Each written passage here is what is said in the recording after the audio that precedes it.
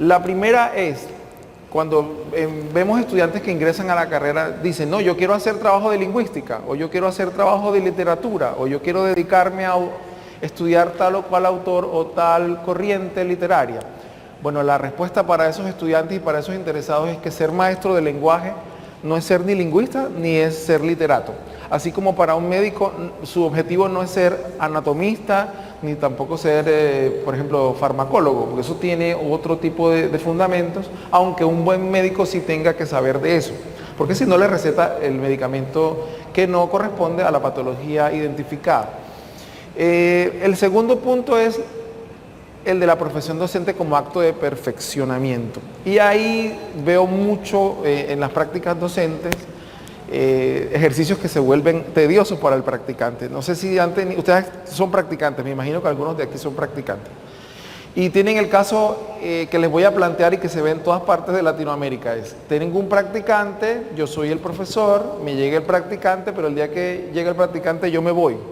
Y el practicante queda solo, haciendo solo, creyendo que hace bien o que hace mal, pero queda solo, cuando realmente la profesión docente es un acto que se puede perfeccionar, es una acción que se puede perfeccionar, pero siempre con el acompañamiento de un tercero.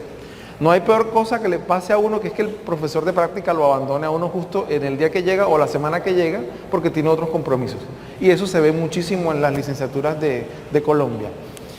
El tercer punto que yo puse acá, yo diría que es el más importante de todos. ¿Cuántos de los que están acá quieren ser maestros? ¿Cuántos de los que están acá les motiva a ser maestros? Y realmente esa vocación los mueve hacia un espíritu de servicio. Esa es una pregunta que yo no voy a responder, ni tampoco voy a hacer uno a uno, porque cada persona tiene su respuesta en su mente.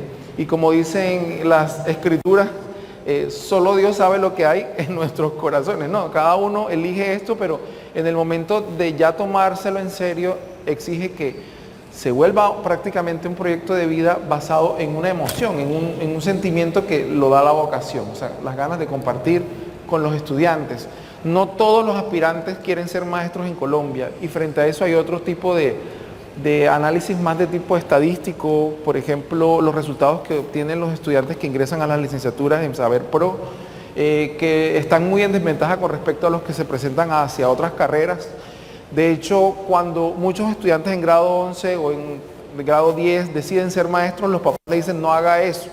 O los propios profesores de los colegios les dicen no se metan a esa carrera, estudien otra cosa, estudien ingeniería, estudien medicina, estudien derecho, pero no se metan a ser maestros, cosa que está totalmente desfasada y sobre todo que el país en realidad sí necesita nuevas generaciones de profesionales de la educación y que a partir de los concursos que ustedes van a poder vivenciar en su tránsito como maestros, se van a poder incrustar poco a poco dentro de la acción docente en términos oficiales.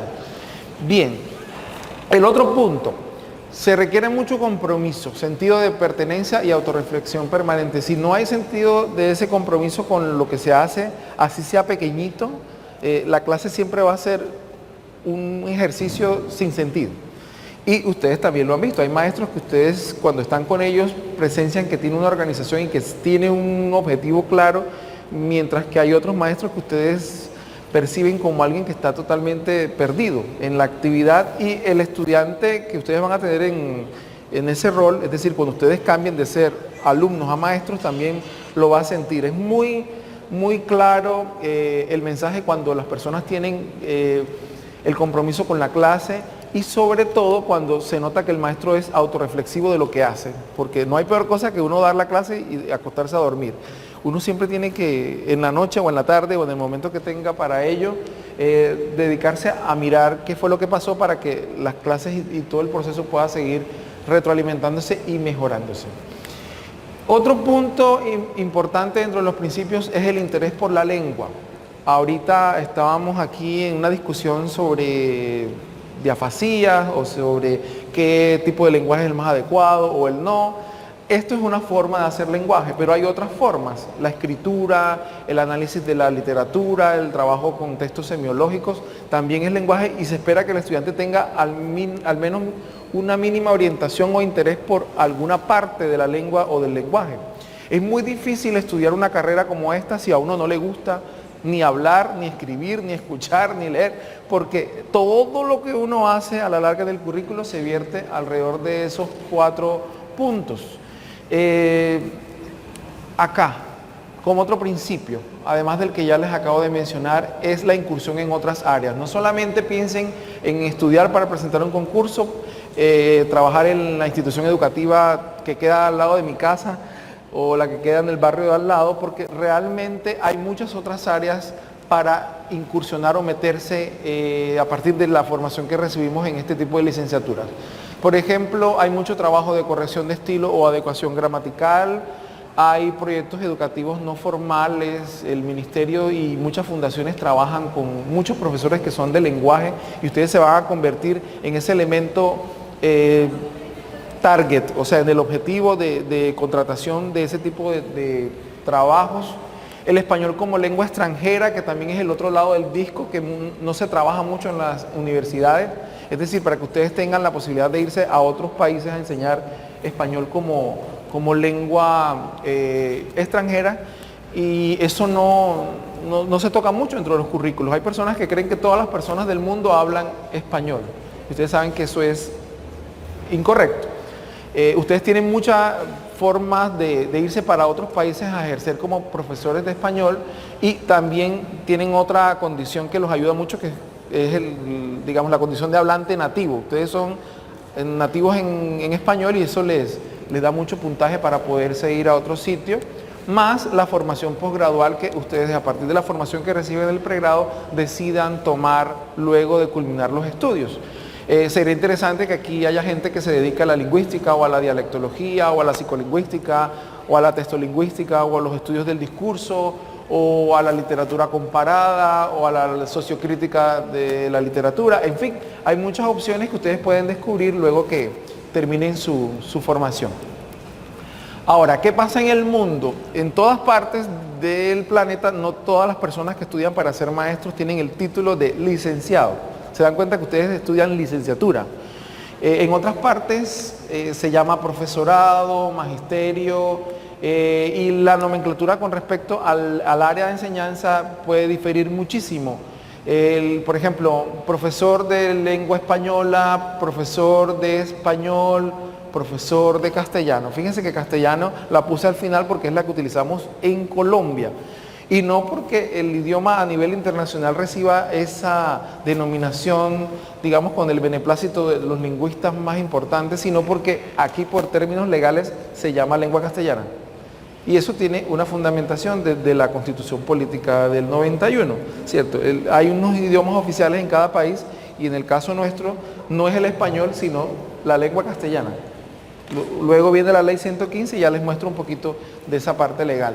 Este logo sí lo conocen, el logo rojo que les puse ahí para ilustrar la diapositiva. Nunca habían visto eso. Es el Instituto Cervantes, que es un instituto español que tiene, digamos, la misión de enseñar tanto la lengua y los elementos de la cultura hispanohablante alrededor del mundo. Sería interesante que le echaran una vista a esa página del Instituto Cervantes, porque hay unos materiales muy buenos para enseñanza del español como lengua materna y como lengua extranjera.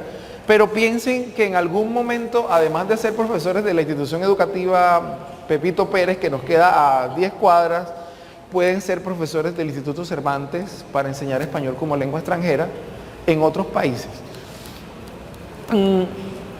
Legalidad y tradición. Este es el punto 3 que yo les estaba diciendo ahorita. El área en términos legales, desde la ley 115 o ley general de educación, se llama humanidades, rayita, lengua castellana. Eso enreda mucho porque de hecho me imagino que aquí hubo alguna licenciatura que se llamó así. O licenciatura en humanidades, rayita, lengua castellana, o licenciatura en educación básica con énfasis en no sé qué cosa. Eso también lo vieron. Hay muchos licenciados en la actualidad que tienen ese título porque a partir del año 98 se promulgó una acreditación previa que tenían que tener los programas y eso hacía que se llamaran de esa forma, pero todo tiene origen en este punto que es la Constitución Política. Luego se introduce en la educación a través de la ley 115, como ya les había dicho, Y también tenemos el caso de muchos maestros que ustedes conocieron en el aula que son titulados no en lengua castellana, sino en español y literatura, que era la anterior denominación que se tenía desde el ministerio y desde los programas de las universidades. Bien. Ahora, ¿el área es de lengua castellana o es de lenguaje? En muchos documentos ustedes van a encontrar, por ejemplo, estándares básicos de competencia de lenguaje, pero van a encontrar lineamientos curriculares de lengua castellana o van a encontrar derechos básicos de aprendizaje de lenguaje. Hay gente que me arruga la cara, no sé qué les habrá pasado con ese documento, si tuvieron algún tipo de problema o sueño o pesadilla, no sé. Eso se puede convertir en muchas cosas, porque los documentos tienen una orientación que ya les voy a explicar grosso modo en qué consiste cada uno de ellos, para que no se confundan y no vayan a buscar respuestas en esos documentos si allí no van a estar. Son nomenclaturas del Ministerio de Educación. Fíjense que cuando ustedes van a concursar, ustedes concursan para ser licenciados en el área de Humanidades, Lengua Castellana. Los de inglés concursan en inglés o idioma extranjero. Pero nosotros tenemos esa dificultad de la denominación por lo siguiente. En el año 98, a partir de lo que dice la ley 115 del 94, el área era Humanidades, Lengua Castellana y el ministerio con sus académicos, bueno, realmente fue una propuesta de un grupo de profesores independientes que le presentaron al ministerio. Esa propuesta de lineamientos se llamó así. Son los fundamentos generales de la enseñanza del área de lengua castellana. Ese libro sí lo conocen o lo han visto en algún momento, yo me imagino que sí. O de pronto los profesores se los muestran en PDF y el PDF no tiene esa carátula, pero el original era ese librito de Editorial Magisterio que todos los profesores lo tenemos en alguna parte de la biblioteca. Luego, 5 años después, salen estos famosos estándares básicos de competencia, pero ya no son de lengua castellana, sino que miren cómo se llaman. Son de lenguaje. Y eso le imprime otro sello, porque no es lo mismo desde la perspectiva del estructuralismo clásico del siglo XX, el lenguaje que la lengua, ¿cierto? Así como no es lo mismo lenguaje, lengua que habla, que son 3 categorías que se promulgan en el curso de Lingüística General de SOCIR. Por aquí estaban hablando, hay como un grupo de trabajo que se llama, o grupo de investigación de SOCIR, o algo así, o escuché mal. Hay un grupo que se llama así aquí en la universidad, Grupo de Investigación de Fernández. Bueno, no sé si fue que escuché mal, pero bueno, esas categorías son diferentes, pero los lineamientos y los estándares los diferencian, pero al mismo tiempo no los, ¿cómo les digo? No eximen que porque haya salido esto se tenga que abandonar esto, o dice que porque la aparición del documento del 2003, los del 98 se hayan abolido. Me hago entender, o sea, en el continuo de los referentes que tenemos los maestros de Colombia, lengua castellana aparece en el año 98, en el 2003 lenguaje, eso amplía el campo de acción porque ya no es solamente el hecho de la lingüística como tal, sino toda la parte semiológica o semiótica, y eso le implica al maestro una formación diferente. Yo creo que ustedes ven dentro de los cursos semiología y otros sistemas simbólicos, medios de comunicación, unas materias que tienen que ver con eso, ¿no? Tienen que verlas porque eso está demarcado a partir de esta legislación. Además de esos 2, existen otros referentes, pero digamos, yo traté de organizarlos acá y no sé cuáles de esos ustedes conocen. No voy a poderme dedicar a mostrarlos cada uno, pero sí como a saber cuáles son los que ustedes identifican. Por ejemplo, derechos básicos de aprendizaje del lenguaje, ¿sí los conocen? ¿Sí los han visto alguna vez? Que son 8 derechos básicos para cada grado, desde primero a 11, donde están vertidos los factores que están organizados dentro de los estándares básicos de competencia. Las matrices de referencia sí las conocen, del ICFES, de lenguaje, que son, digamos, la publicación de lo que va a salir en términos sucintos en las pruebas, a ver, de tercero, quinto, noveno y 11. Es una especie de mapa mental que le muestra al maestro cuáles son los temas o competencias fuertes sobre los cuales tiene que trabajar para que los estudiantes obtengan un buen desempeño en eso. Orientaciones pedagógicas del año 2016 de lenguaje, que es un libro bastante rico sobre secuencias didácticas derivadas de aprendizajes no logrados en Colombia, es decir, de lo que los resultados de las pruebas nos muestran. Y las mallas de aprendizaje, que es un recurso muy importante, sobre todo para los maestros de primaria, porque están de primero a quinto. ¿Eso también lo han visto o no lo han visto?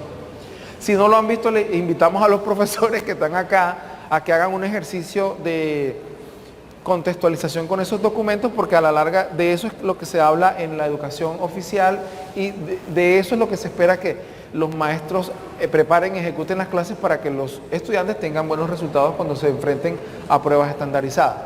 Bien, aquí les muestro este gráfico. ¿Qué es eso? ¿Son qué cosas? Son columnas, me dicen acá. Sí, son unos pilares que soportan un techo. Bueno, para poder ser maestro de esta área en Colombia, tenemos unos fundamentos que están regados a lo largo de los currículos de las universidades. No solamente en este momento de Colombia ustedes son los únicos que estudian esto. Hay muchas personas en todas las universidades públicas estudiando esta carrera, por ende tienen bastante competencia.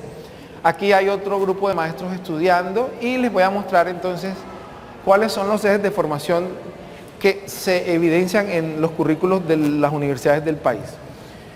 Por ejemplo, en todos los programas de lengua castellana encontramos cursos como lingüística, teoría de la lingüística, niveles de análisis de la lingüística, fonética, fonología, morfología, sintaxis, pragmática. ¿Sí han visto esos cursos? Aquí me imagino que se parecen a eso o tienen un nombre parecido. Análisis del discurso, interdisciplinas como psicolingüística, sociolingüística, etnolingüística. ¿Sí las han visto? Bien. Otros cursos que tienen que ver con la línea de literatura. Ahí normalmente hay cursos como la colombiana, universal, latinoamericana, española, teoría y análisis literario. ¿Sí los han visto? Si no los han visto, en cualquier momento les va a salir porque eso está presente dentro de la formación o dentro del currículo. Cursos de semiología y semiótica, cursos de pedagogía general, donde ustedes ven fundamentos, historia de la pedagogía, modelos, psicología del aprendizaje, psicología educativa. Dentro de las didácticas, ustedes ven mucho el enfoque comunicativo de enseñanza de la lengua. También se acuerdan de eso. Los profesores hablan mucho de la competencia comunicativa, del modelo de Delheims, que no es lo mismo enseñar por competencias que por contenido, que no es lo mismo la competencia comunicativa que la lingüística. Estrategias por habilidades comunicativas, es decir, las didácticas a veces son de oral y escrita, otras son de comprensión de lectura, se pueden ir diversificando. TIC o tecnologías de la información y comunicación y otros medios de comunicación también están muy presentes en los currículos en la actualidad. Otra parte tiene que ver con la teoría curricular, enfoques curriculares, legislación educativa, proyectos educativos institucionales, son temas que ustedes trabajan mucho en la formación, planeación y administración de centros educativos, contextos en cuanto a epistemología de la educación, epistemología en términos generales, sociología, antropología, psicología y práctica docente, que es el cuco de los estudiantes de licenciatura. Cuando ustedes escuchan práctica docente, a muchos estudiantes les da resquemor esa palabra, porque significa ir más horas de lo que corresponde, digamos, a una clase común y corriente, preparar material, enfrentarse al profesor de práctica, que puede ser bien la persona que te ayuda o bien la persona que te deja sola. También esas dos tipologías, no hay más profesores de práctica. Y dentro de los que te ayudan, pues hay unas gradaciones, hay unos que están más comprometidos, unos que saben más del área, otros que no saben, otros que escriben Valledupar con B larga, o sea, todos los casos. Pero eso se encuentra en la vida real, porque el sistema funciona de esa forma. Y la parte de idioma extranjero, también ven inglés, tienen curso de inglés A1, 2, 3, 4, que también se les vuelve un ladrillo a los estudiantes de lengua castellana cuando realmente las personas que aprenden inglés en ese momento de, digamos, de su vida es cuando entienden, por ejemplo, diferenciar entre un verbo y un sustantivo, cosa que en lengua materna no la saben, pero en el curso de inglés sí les toca asumir. Bien, contextos. Vamos a mirar esos contextos que existen en Colombia. Aquí les puse 3 imágenes. En la imagen de la izquierda vemos ¿qué cosa? ¿Qué hay ahí? Un aula. ¿Qué más? unos estudiantes. ¿Qué hay? ¿Una qué? No hay material didáctico. Bueno, ahí de pronto unos cuadernitos. Y la gráfica, como no se puede ampliar, no me permite mostrar, pero allá había unos libros. Los niños tienen un libro, pero no se ve bien. Bien, pero eso es una clase, digamos, común y corriente de un aula urbana en Colombia. Así como pasa en Valledupar, pasa en Pasto, pasa en Santa Marta, pasa en Barranquilla. Un aula común y corriente. En la mitad les puse algo que todos conocen. Es la revista, la cartilla de Nacho. Yo decía revista porque me confundí con la revista de Yambal, que es la revista más utilizada por las maestras en Colombia. Sí.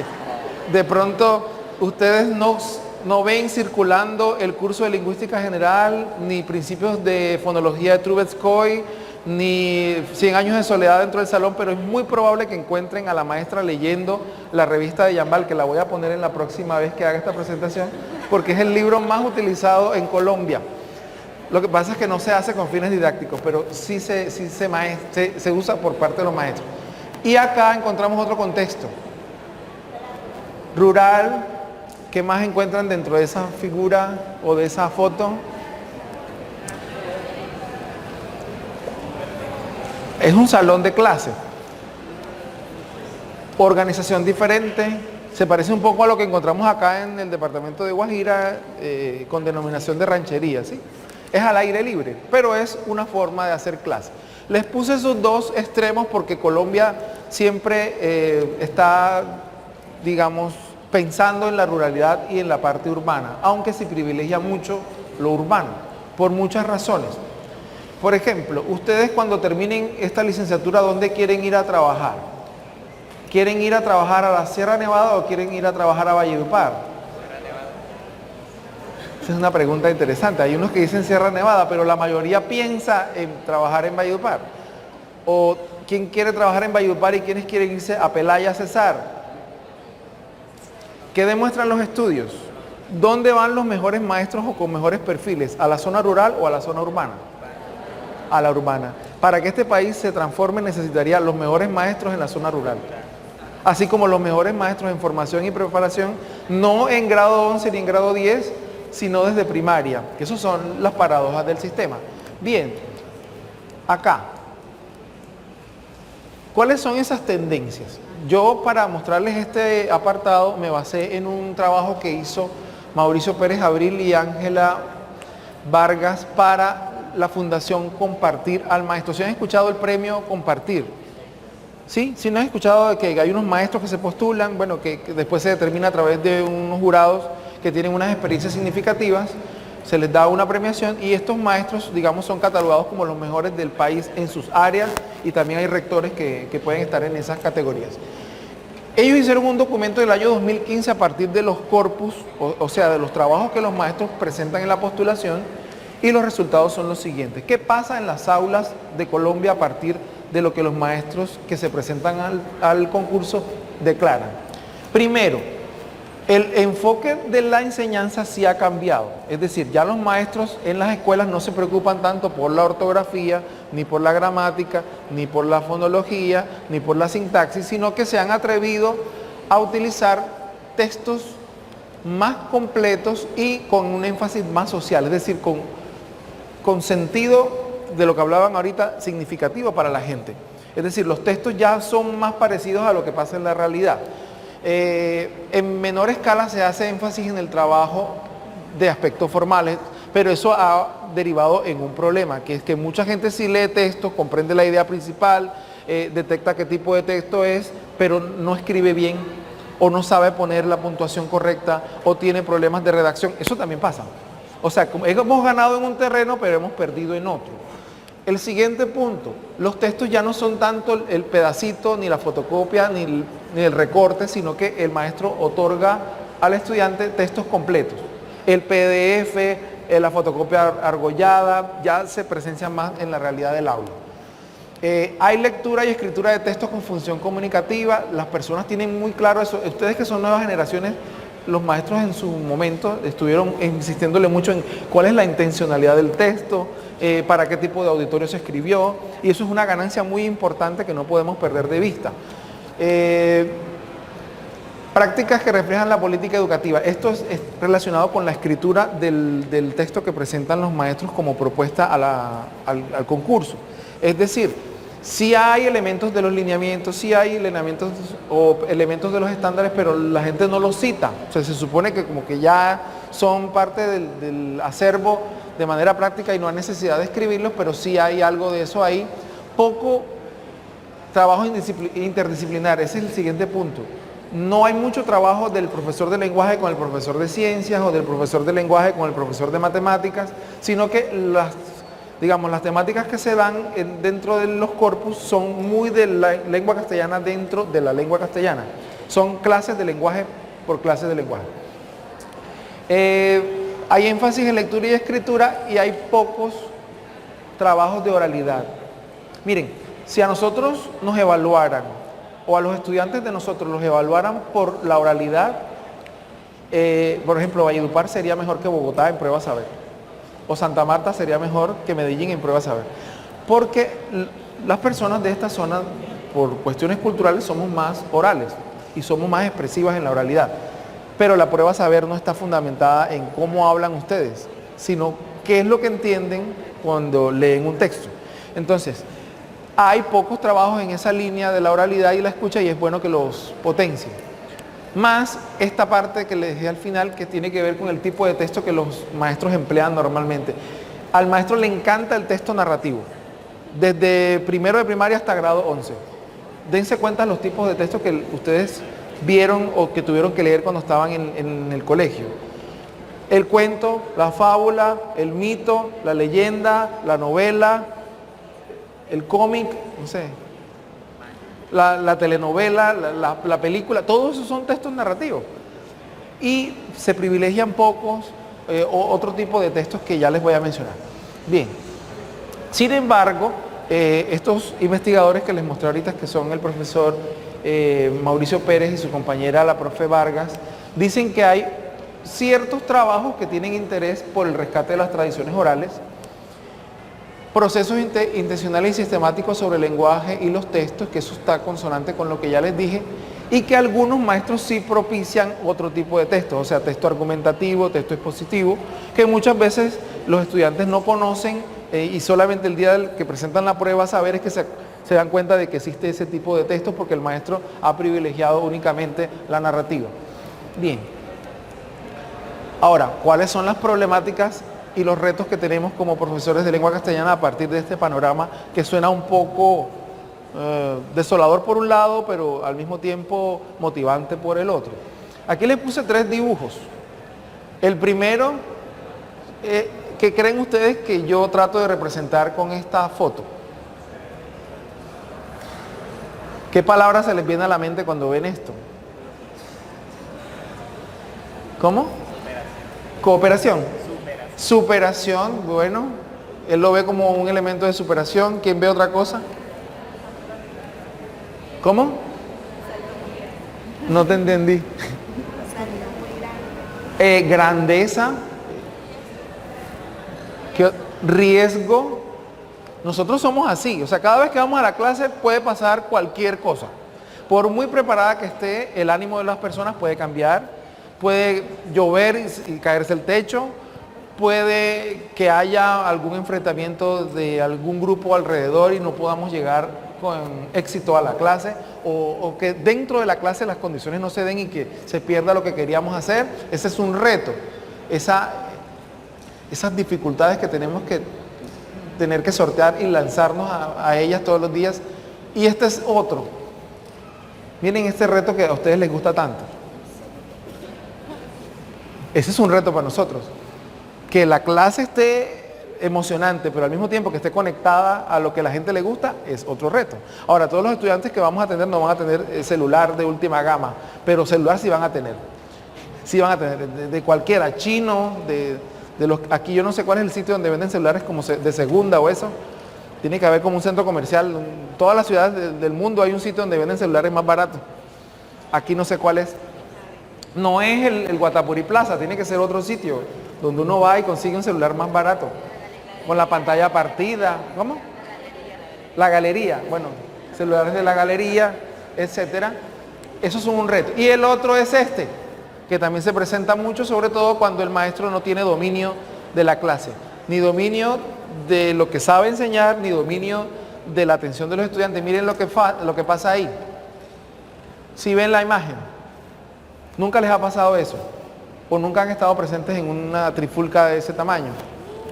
Exacto. Es normal que pase cuando el profesor está pendiente de otra cosa o la revista de Yambal lo entretuvo demasiado.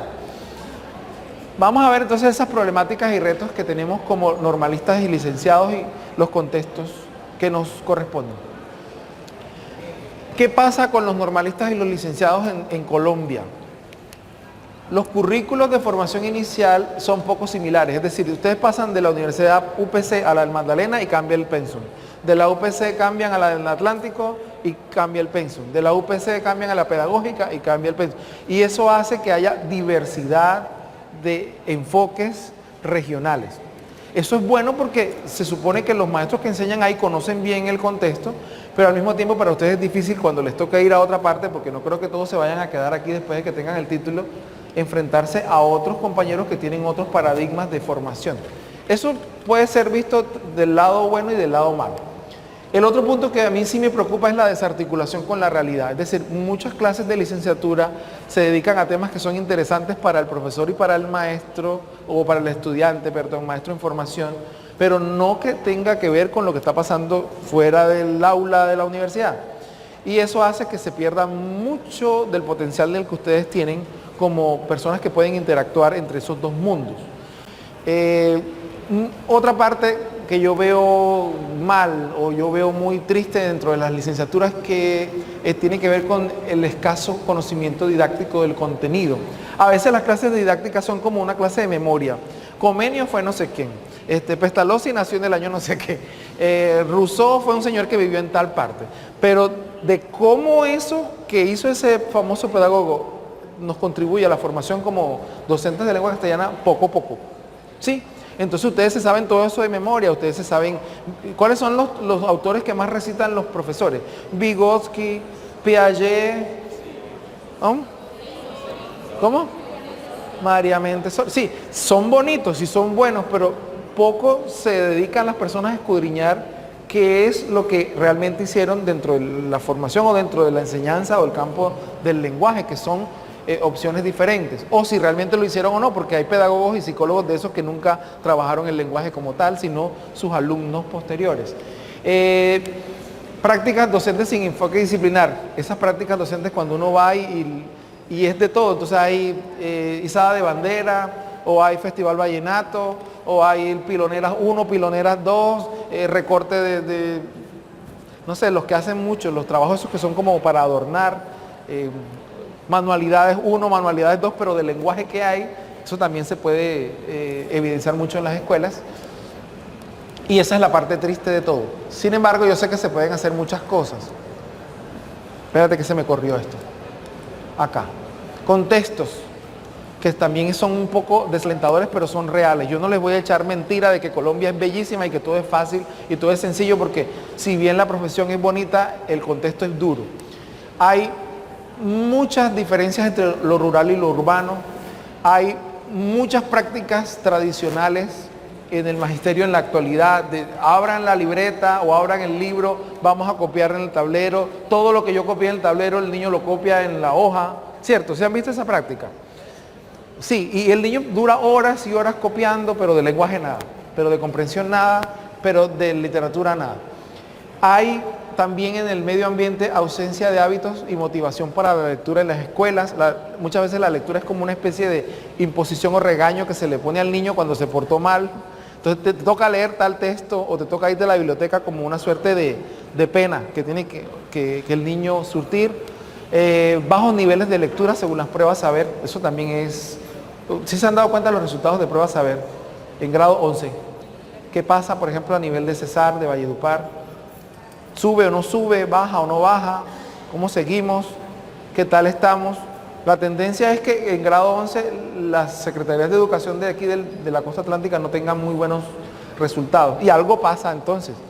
¿Por qué si hay tanta aparentemente buena voluntad de los maestros y de las escuelas, por qué los estudiantes no obtienen mejores resultados? ¿O qué es lo que se cruza e impide ese tipo de deber ser? Escaso compromiso de los docentes de otras áreas. En muchos colegios ustedes van a encontrar que el profesor de otras áreas escribe espantoso, no escribe bien, redacta horrible, tiene problemas hasta de grafía, de ortografía, de caligrafía, pero ¿de quién es la culpa de la mala escritura? ¿Del profesor de qué área? ¿Qué dice la gente en la escuela? Porque el profesor de español no les enseñó, cuando realmente todos somos usuarios de la lengua y tenemos que tener modelos que sean óptimos para imitación por parte de los estudiantes. Hay poco uso de herramientas y dispositivos de los celulares y todo este tipo de tablets en las escuelas con intención pedagógica. Sí hay mucho celular prendido, pero hay poca actividad productiva con el uso de esos dispositivos. Y hay mucha diversidad de poblaciones en un país en posconflicto que es Colombia. ¿Qué les recomiendo yo? Bueno, esto suena así un poco feo. Digamos que esta es la parte triste, pero esa es la parte real. O sea, no podemos soñar que nos vamos a encontrar con unas escuelas perfectas, donde todo funciona perfecto, donde todos los niños quieren aprender, donde todos los maestros quieren colaborar. No, digamos, el análisis es diferente. Acá. Lo corrí. A pesar de todo lo anterior, yo les pongo ese mensaje, que eso lo saqué de una propaganda argentina. No estoy de acuerdo con el político, pero sí me gustó la imagen que hay acá. Miren lo que aquí les puse.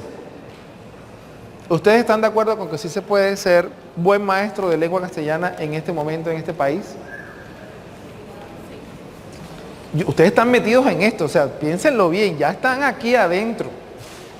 Ya esto se convirtió en parte de su vida y para hacerlo bien necesitan motivación, necesitan ganas, necesitan tener la barriga llena y el corazón contento, pero además de eso necesitan pensar en que sí se puede, pero a través de pasos o a través de niveles. No es solamente sentarse y ya volverse lengua o docente de lengua castellana por arte de magia. Eso toca sufrirlo como cualquier carrera y va a haber momentos en los que ustedes se desmotivan porque en el trabajo de lingüística sacaron 1 o porque no sé hacer la transcripción fonética o porque encontré un autor que no puedo comprender o porque se me dañó la computadora y ahí se me borró el proyecto pedagógico o la tesis de grado. Todo eso nos puede pasar, pero piensen siempre en que sí se puede y que las generaciones que vienen después de nosotros sí se merecen tener buenos docentes. Y esos buenos docentes, supongo yo que van a ser ustedes. Aquí están los niveles de en qué momento o en qué punto de la escala me encuentro hoy. Son preguntas un poco de motivación. Hay personas que dicen, no, yo no quiero ser maestro hoy. Otros dirán, no puedo hacerlo. O sea, yo quiero, pero no puedo. Eso me sale como difícil. Otros dirán, yo sí quiero hacerlo. Otros dirán, bueno, además de quererlo, ¿cómo se hace? Otros dirán, trataré de hacerlo, otros, puedo hacerlo y otros definitivamente lo haré. ¿En qué escalón de esa escalera, sí, esa es una escalera, se encuentran ubicados hoy ustedes? No voy a preguntar eso tampoco, cada uno hágase la interrogación de manera individual. Ahora, se me mueve esta cosa. Para cerrar, yo quería...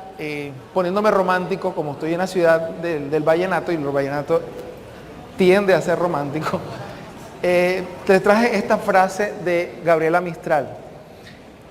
A mí me parece que esto es lo que define todo maestro, no solamente el maestro de lengua castellana, sino el de cualquier área, que es salirse de lo netamente académico. Cuando el maestro es solamente un libro, o es solamente una clase, o es solamente un planeador, pierde la gracia. Pierde el sentido y los demás solamente te van a ver como alguien que ejecuta una clase y no como otra cosa. ¿Alguien que le guste leer en voz alta para terminar? Y nos vamos aquí. ¿Tu nombre? Geraldine. Nos va a leer. Enseñar siempre, en el patio y en la calle como en el salón de clase. Enseñar con la actitud, el gesto y la palabra. Maestro, sé fervoroso. Para encender lámparas basta llenar fuego en el corazón. El amor en los niños enseña más caminos al que enseña que la pedagogía. Exacto. Piénsenlo bien. Piénsenlo bien porque, sobre todo si van a trabajar con niños pequeños, ellos no los van a evaluar a ustedes porque ustedes sepan más o menos gramática, o se sepan la última versión de la Real Academia, o se hayan leído el último libro de sociolingüística variacionista, o hagan los análisis del discurso más complejos del mundo, sino porque tienen ellos la percepción de que ustedes les emanan una especie de energía, de gusto y de amor por las cosas que se hacen. Y como decía la cartillita de jurados de votación, ¿quiénes son jurados de votación acá? Ahí había unas páginas que decía, si tu labor parece insignificante, hazla lo mejor posible para que deje de serlo y realmente contribuya, digamos, al éxito de los demás. Es parafraseado, pero es un buen mensaje que les dejó la formación a las personas que estuvieron en la capacitación de la registraduría. Con esto yo termino.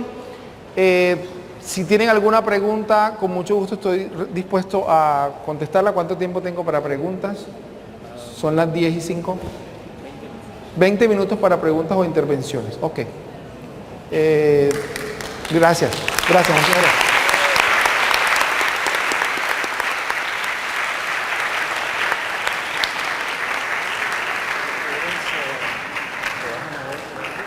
Sí. Yo me monto acá. Bueno, Bueno, pues, gracias. Preguntas, inquietudes. Por acá. pregunta.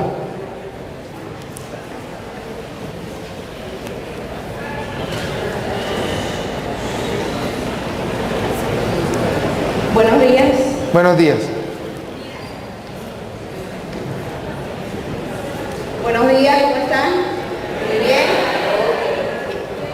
Hice aquí una especie de anotaciones porque no quiero que nada se me escape.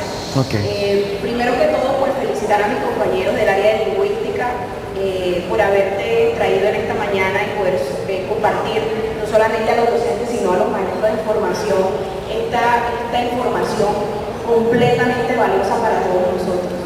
Gracias. Me siento muy identificada con todo lo que propones. No voy a hacer una pregunta, sino un comentario. Ok. Sí. Dale. Bueno, me siento muy identificada con lo que propusiste esta mañana en cuanto al preguntarse al estudiante, el maestro en formación,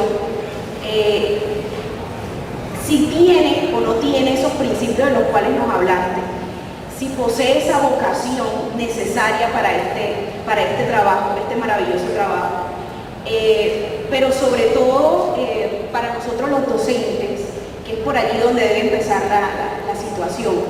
A veces los estudiantes están en ciertos momentos confusos, se pierden del camino, pero para encontrar ese camino, la respuesta está en el docente, en su maestro, en que día a día nosotros como maestros nos preguntemos qué estamos haciendo, cómo lo estamos haciendo, si ese objetivo que planeamos al inicio se está cumpliendo y qué debo hacer para conseguirlo si no voy por ese camino.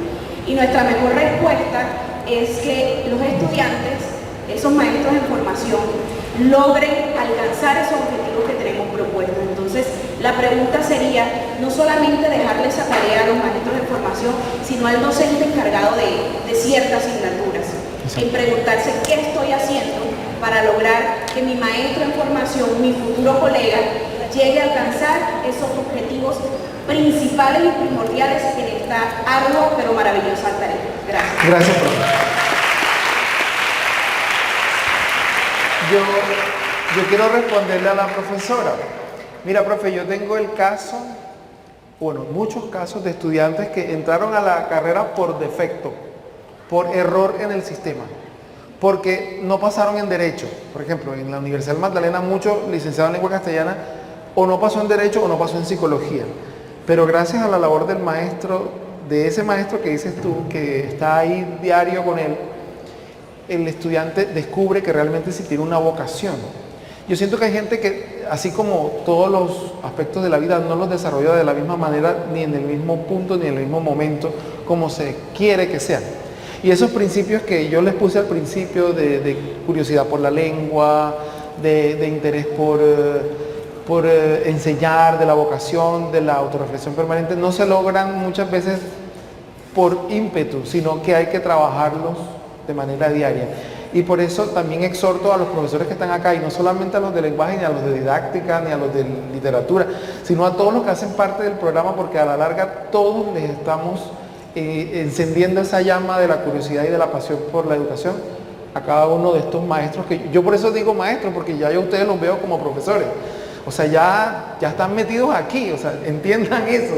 Y que sociológicamente ustedes ya ejercen ese rol, y que cualquier duda frente a la comunidad relacionada con el lenguaje, cerca de lo que tienen ustedes a su alrededor, va a ir a buscarlos a ustedes como la respuesta o fuente de respuesta, porque ya estamos ubicados dentro de ese área y hay que asumirlo con responsabilidad. Sí, ¿qué otra pregunta? Gracias, profe. ¿U otra anotación u apreciación? Allá el chico naranja. Ese color que quita el guayabo. Ah, no, lo pasaron.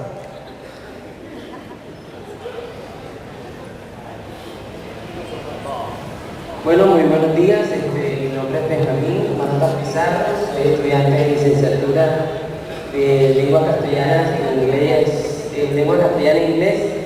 Voy por el quinto semestre de licenciatura y bueno, más que hacer una pregunta, hacer un aporte. Y es lo siguiente: a veces desconocemos la labor y el papel que cumple un maestro en el salón. El maestro tiene una responsabilidad muy grande, y es que en él están los estudiantes del futuro, en él está el futuro de nuestro país, en el maestro está el futuro presidente, el futuro congresista, el futuro psicólogo, el futuro médico. Y a veces no vemos esa responsabilidad, porque a veces el maestro tiene en sus manos si el estudiante ama esa materia, ama esa profesión o no la ama. Y podemos verlo reflejado a través de la historia. Por ejemplo, los helénicos. Aristóteles fue el tutor de Alejandro Magno. ¿Y quién fue Alejandro Magno? Derrocó uno de los imperios más importantes de la época, el imperio persa. Y Alejandro Magno, siendo macedonio, una ciudad, un pueblo que apenas comenzaba, o sea, su influencia hasta dónde lo llevó, y no creo que haya sido solamente porque era macedonio, sino por la influencia de su maestro. Entonces sí es importante la labor que cumple un maestro. Cuando un maestro le dice a un estudiante y está desanimado: oye chico, tú sí puedes, vamos, esto es lo tuyo. A diferencia de que un maestro le diga: usted no sirve, quítese de ahí, usted cansón siempre, usted es esto. A mí me pasaba eso en el bachillerato. A mí me decían: tú no sirves para hablar, tú no vas a ser un buen profesional. Y eso dentro de mí me motivaba a ser mejor. Tenía un profesor de ciencias sociales, Luis Verdecia Banqués, me decía: hijo, usted tiene un talento y usted a veces no se da cuenta de eso que usted tiene, pero si usted decidiera tomar esa decisión de seguir adelante, usted lo hiciera. Y hoy, por la misericordia de Dios, estoy estudiando una carrera donde me toca utilizar el lenguaje. No ha sido fácil, pero aquí estoy, con ánimo de ser ese profesional que necesita la sociedad.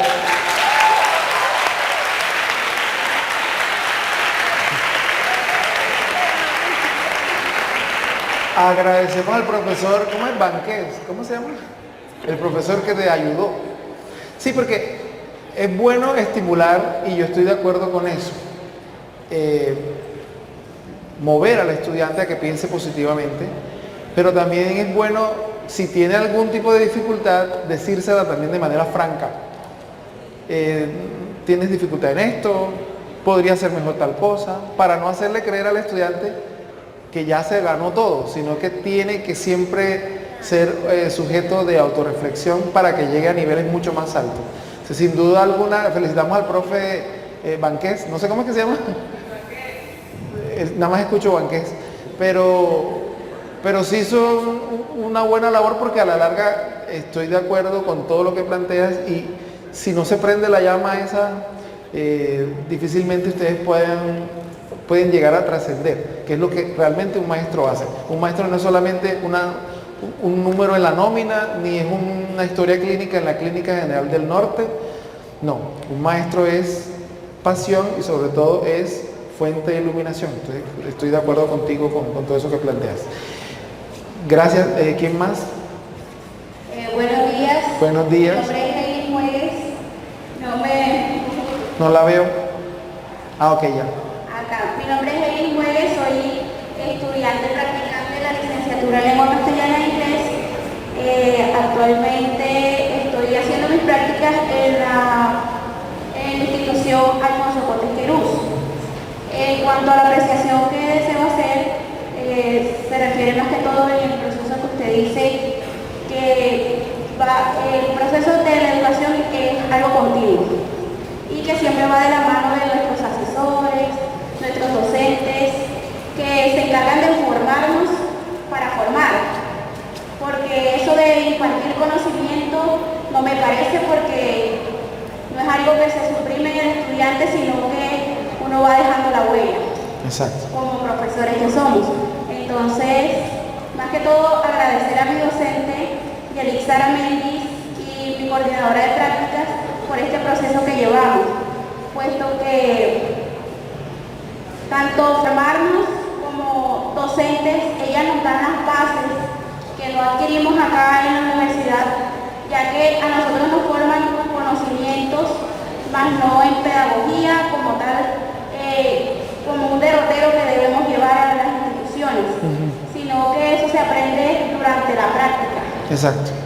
Que nosotras los hacemos al final, no como el nuevo pensum, que las van a hacer durante la carrera, el proceso educativo. Entonces acá nosotros nos damos cuenta si servimos, como vulgarmente lo dijo mi compañero, usted no sirve, usted sí sirve. Acá nosotros debemos darnos cuenta que sí, que nos formamos y que sí podemos serlo. Y es algo ascendente, que nosotros vamos construyendo cómo debemos formarnos, cómo queremos que nuestros estudiantes nos recuerden como un docente bueno o un docente malo según los catálogos. Muchas gracias. Gracias. De acuerdo contigo, hay una parte que me llama la atención y que estoy muy, ¿cómo te digo? Como cerca a esa idea, como persona. Y es que las universidades nunca le van a enseñar a los estudiantes todo lo que tienen que saber para enfrentarse a la realidad. Ni en licenciatura, ni en astronomía, ni en música, ni en educación física. O sea, siempre va a quedar insuficiente la formación, pero las bases que debe dar sí le deben, digamos, proporcionar los elementos para que los estudiantes puedan tener al menos nociones de lo que van a enfrentar. Infortunadamente la vida es así, la escuela siempre es artificial con respecto a lo que pasa en la vida real. Sí. Buenos días, profesor Pascual Bajica, docente de inglés. Buenos días. Y hablando de tú sirve, tú no sirve para eso, eso no es el tema seguramente, ¿no? Sin embargo, un docente, yo creo que el docente tenga que entender cuál es la verdadera vocación de sus estudiantes, cuál es su mejor skill, como decir, es decir, habilidad, sí, y orientarlo hacia este rumbo. La verdad es que cada quien de nosotros ser docente es una profesión maravillosa, pero no todos tienen la vocación. En un mundo perfecto, cada quien debería ser lo que sabe ser mejor. Eso lastimosamente no pasa. Y entonces sería mejor a veces que un estudiante dice, bueno, yo por inglés no lo manejo, no me gusta, no hay nada mal con eso. Entonces ponte a ser docente de español, tal vez, donde tiene mejores resultados. Sin embargo, por ejemplo, en el mercado colombiano de hoy en día, si tú te toca alterar tu vocación, muchas veces yo creo que hay muchos, te toca alterar tu vocación, tu verdadera vocación, porque el mercado solicita eso. Entonces, si tú tal vez opinas por lo que sabes hacer mejor, muchas veces no siempre tienes oportunidades, tal vez te toca, no sé, ir por otro lado. Cambiar. Entonces, realmente, yo creo que el docente del tercer milenio debería hacer el papel, sería no enseñar, sino orientar cuál es la mejor cosa que vamos a hacer, ¿no? Tenemos casos,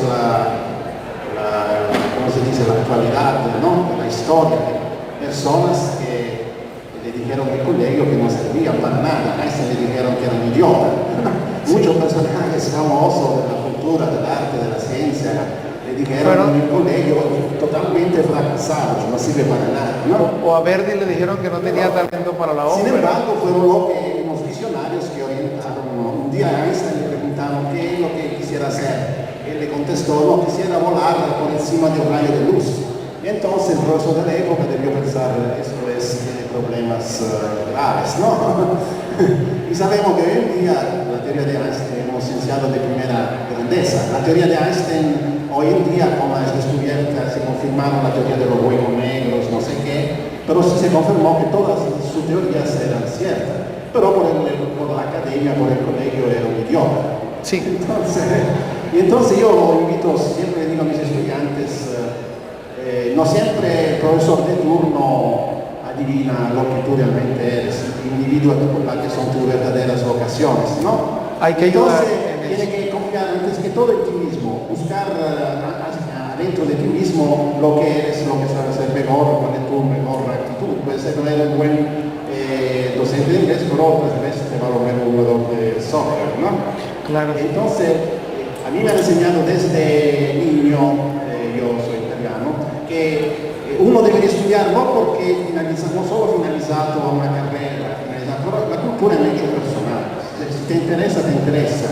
Pero si tú lo haces porque te obligan, porque vienes de una familia donde tus papás son docentes, entonces tú tienes que seguir el mismo recorrido, cuando tal vez tú quisieras ser musicista, ¿no? Entonces es un poco triste, ¿no? La verdad que uno, cualquier sea su profesión, se exprese como en un mundo real, debe expresarse por lo que mejor sabe hacer. Gracias. Sí.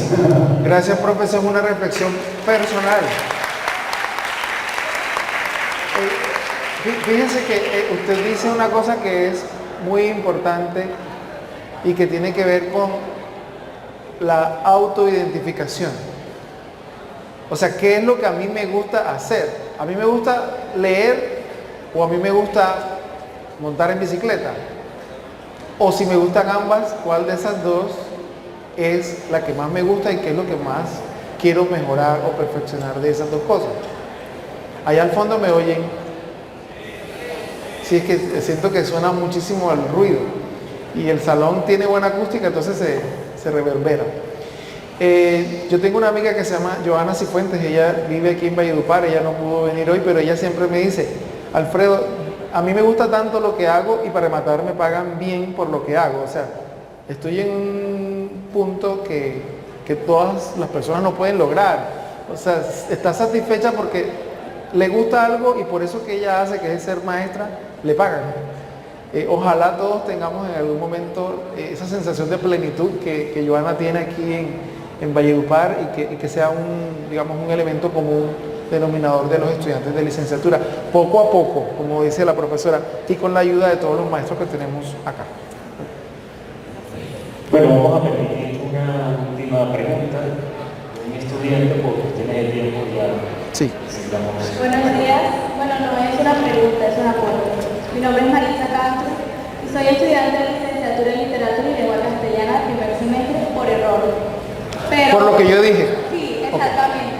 Pero estando aquí me di cuenta que un profesor no es solamente la persona que imparte conocimiento, sino que con todos los hechos que él realice en una aula puede hacer que tú te enamores o decidas salirte de la carrera. Al principio no estaba muy segura de seguir con la carrera o no, pero gracias a un profesor Oscar Arizataza. El de literatura, Oscar es de Mi literatura. profesor de teoría de la literatura nos dice que un profesor tiene que ser un facilitador del conocimiento. No es solamente tener los conocimientos y ya todos los días aprendo más y me quedo con el conocimiento, no. Tener la facilidad para poder hacerlo llegar a tus estudiantes y con la forma en que tú lo hagas puedas hacer de que él se enamore de lo que le estás enseñando. Exacto. Sí, miren, la educación sin afecto no tiene efecto. Exactamente. ¿Sí? Si no te gusta, si no lo quieres, si no lo aprecias, el acto educativo nunca va a poder trascender en nadie. Listo, muchísimas gracias a todos.